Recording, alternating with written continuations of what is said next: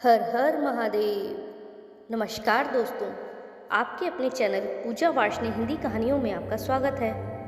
दोस्तों, आज की कहानी का शीर्षक है भावना के भूखे भोलेनाथ। एक गांव के बाहर एक शिव मंदिर था जिसमें एक वृद्ध पुजारी रहते थे। एक दिन एक गरीब माँ अपने नन्हे बालक को मंदिर के द्वार पर छोड़कर चली गई। बहुत खोजने पर भी पुजारी जी को बालक के परिवार का कुछ भी पता नहीं चला। जब गांव का कोई भी व्यक्ति उस बालक का लालन पालन करने के लिए तैयार नहीं हुआ, तो पुजारी जी ने भगवान शिव की इच्छा समझकर उसे अपने पास रख लिया। पुजारी ने उसका नाम माधव रख दिया। गांव के श्रद्धालु भक्तों से जो कुछ भी प्राप्त होता, उसी से भगवान शिव के पुजारी का और बालक माधव का गुजारा चलता। यदि किसी दिन कम भी पड़ता तो पुजारी जी भगवान को भोग लगाकर बचा हुआ बालक माधव को दे देते और स्वयं गंगाजल पीकर रह जाते।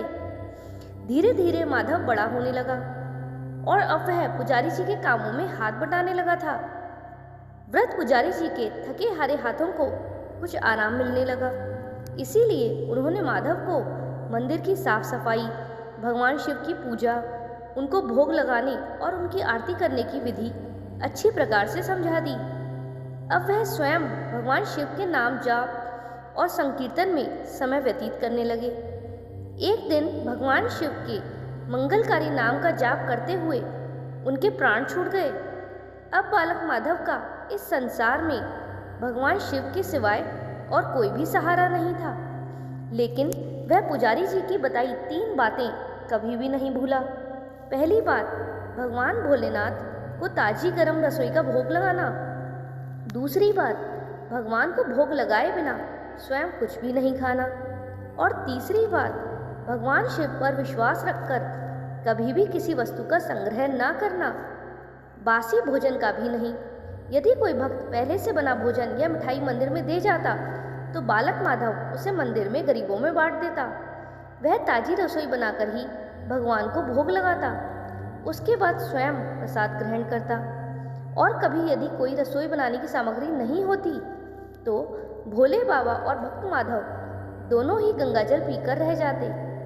एक बार बरसात का मौसम आया और 3-4 दिन तक मूसलाधार वर्षा होने के कारण मंदिर में एक भी भक्त नहीं आया। माधव अपने भोले बाबा की गंगाजल के भोग से ही सेवा करता और खुद भी उसे ही पीकर रह जाता।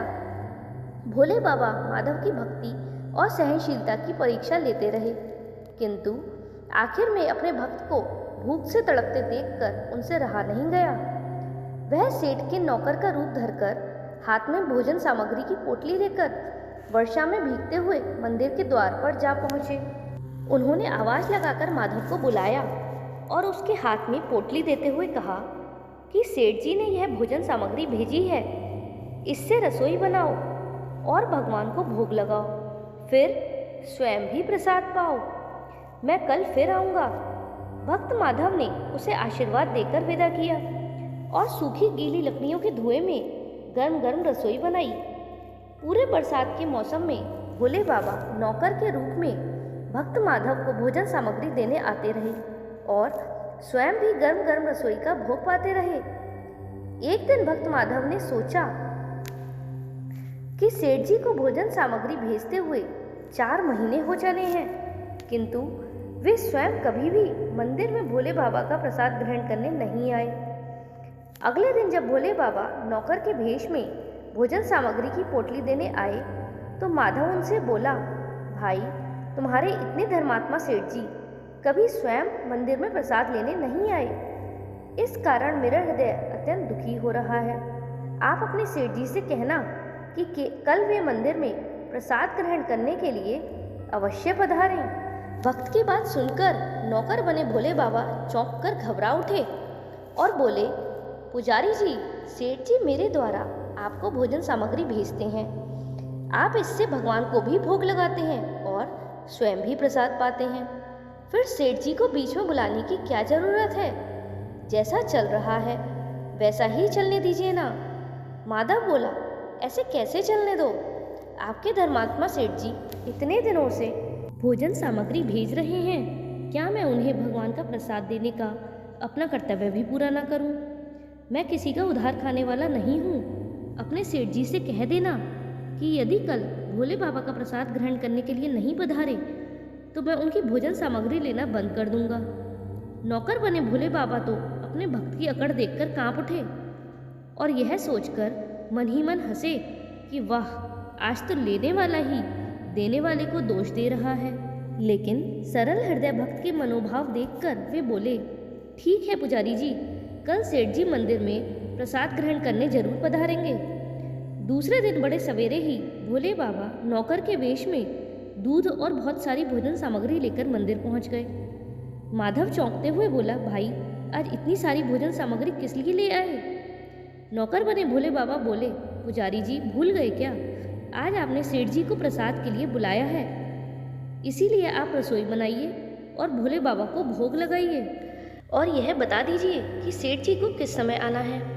माधव ने प्रसन्न होकर उन्हें सेठ जी के आने का समय बता दिया और भक्त माधव की इच्छा पूर्ण करने के लिए भोले बाबा कैलाश पर सेठ जी का रूप धारण करने में लग गए। इधर अपने स्वामी को एक प्यारे भक्त के यहाँ दावत पर जाने का समाचार सुनकर ममतामयी अन्नपूर्णा माँ पार्वती भी भला कैसे पीछे रहती। वह भी पति की आज्ञा लेकर सेठानी का रूप धारण करने में जुट गईं। भोले बाबा ने अपने गले से मुंडों की माला उतार दी, शरीर पर लगी बागंबर और बाहों और कानों में पहने सांपों के हार भी उतार कर रख दिए। उन्होंने एक मखमल का कुर्ता धारण कर लिया, अपनी जटाएं भी सीधी कर उनमें गंगा और चंद्रमा को छुपा लिया। एक सुंदर रंग बिरंगी पगड़ी पहन ली। हाथ का त्रिशूल और डमरू भोले बाबा ने नंदी के हाथ में थमा दिया और पार्वती जी के तैयार होने की प्रतीक्षा करते हुए कैलाश पर चहलकदमी करने लगे। पार्वती जी ने सुंदर बनारसी साड़ी पहनी, जिसका रंग सेठ बने शिवजी के कुर्ते से मेल खा रहा था। सोने चांदी और हीरे के जगमगाते हुए आभूषण धारण कर लिए। अब भगवान गौरी शंकर सेठ सेठानी का रूप धारण करके कैलाश से अपने भक्त के यहाँ दावत के लिए चल पड़े। भक्त माधव आज सुबह से ही सेठ जी के स्वागत में तरह तरह के पकवान बनाने में जुटा हुआ था।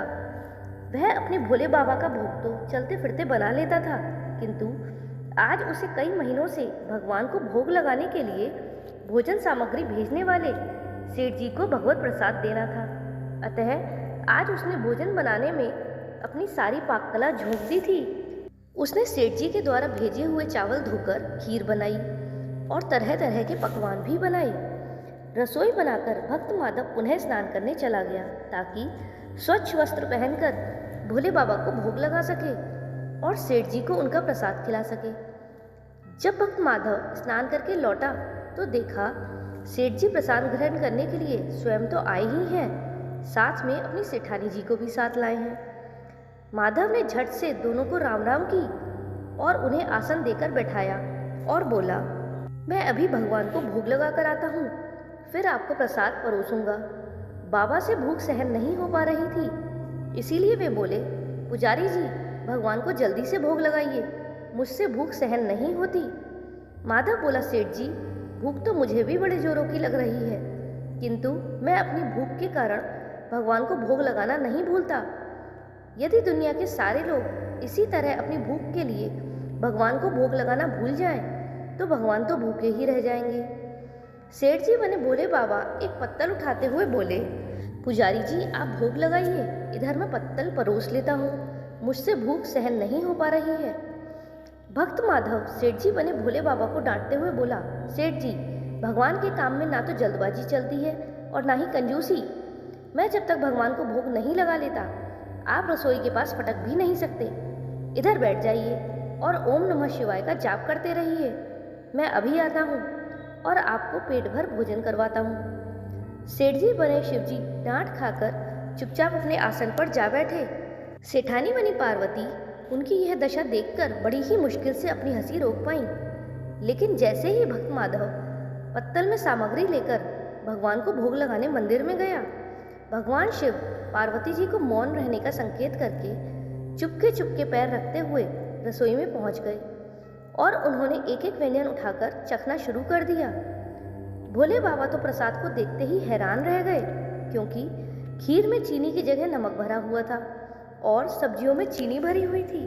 जैसे ही भोले बाबा ने रोटी का एक टुकड़ा मुंह में डाला, वह सीसी करने लगे क्योंकि रोटी में मिर्च ही मिर्च भरी थी। वो सीसी करते हुए उल्टे पैर भाग लिए और अपने आसन पर जा बैठे। माँ पार्वती अपने स्वामी की यह हालत देखकर खिलखिलाकर हंस पड़ी।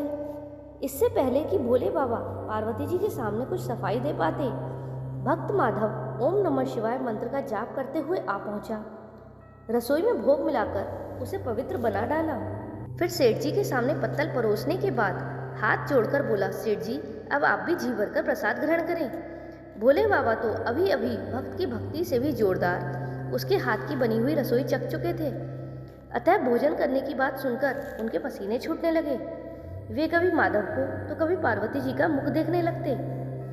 माधव को सेठ जी की यह ढील बर्दाश्त नहीं हुई और बोला, सेठ जी अब क्या हो गया आपको? अभी अभी तो इतने उतावले हो रहे थे, अब आप भोजन क्यों नहीं करते?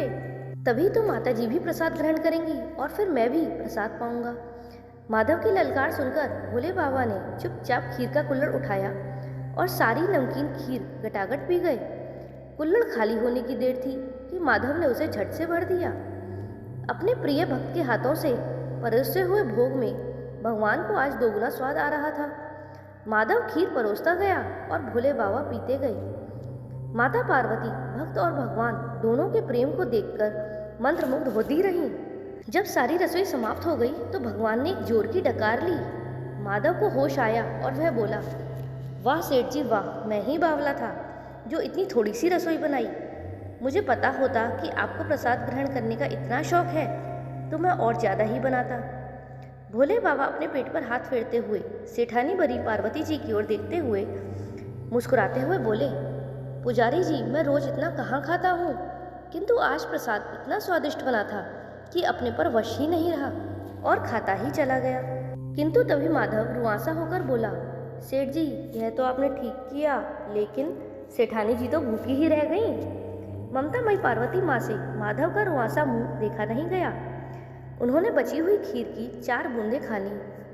भोले बाबा द्वारा भोग लगाने से प्रसाद में अद्भुत अलौकिक स्वाद भर गया था। ऐसी सुगंधित और मीठी खीर चखकर जगत माँ पार्वती तृप्त हो गईं और उनके तृप्त होते ही सृष्टि का प्रत्येक प्राणी तृप्त हो गया। भक्त माधव बोला, सेठ जी आपने और माता जी ने प्रसाद ग्रहण कर लिया, इससे मुझे अत्यंत ही संतोष हुआ है। समझ लीजिए कि आप दोनों के द्वारा प्रसाद ग्रहण करने से मेरा भी पेट भर गया। मेरी तो वैसे भी महीने में 4-4 एकादशी हो ही जाती हैं, किंतु मैं भी एक दाना ले ही लेता हूँ जिससे कि भोले बाबा के प्रसाद का अनादर ना हो। यह कहकर जैसे ही माधव ने खीर के पात्र में लगा चावल का एक दाना उठाकर अपने मुंह में डाला, उसकी जन्म जन्मांतर की भूख प्यास मिट गई, समस्त इच्छाओं की तृप्ति हो गई। उसके ज्ञान के नेत्र खुल गए और उसने देखा कि उसके सम्मुख त्रिलोकीनाथ भगवान शंकर और जगत जननी माँ पार्वती आशीर्वाद की मुद्रा में मुस्कुराते हुए खड़े हैं। माधव दौड़कर उनके चरणों में गिर पड़ा और बोला, प्रभु आज तो मैं आपके दर्शन पाकर धन्य हो गया। प्रभु जैसी कृपा आपने माधव पर करी ऐसी ही अपने सभी भक्तों पर करना। जय भोलेनाथ।